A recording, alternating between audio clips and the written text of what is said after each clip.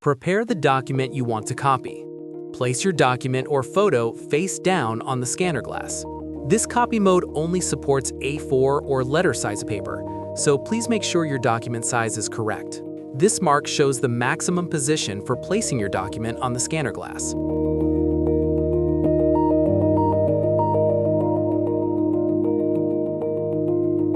Next, load several sheets of paper into the paper tray. Use the paper guides to keep the paper straight. Slide them left or right until they fit the paper properly and securely.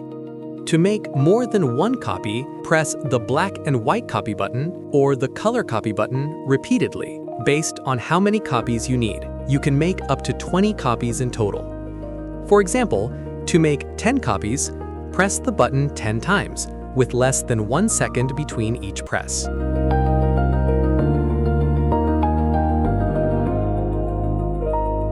If this tutorial helped you, please like the video, subscribe to the channel, and leave a comment if you have any questions. Thanks for watching, and I'll see you in the next video.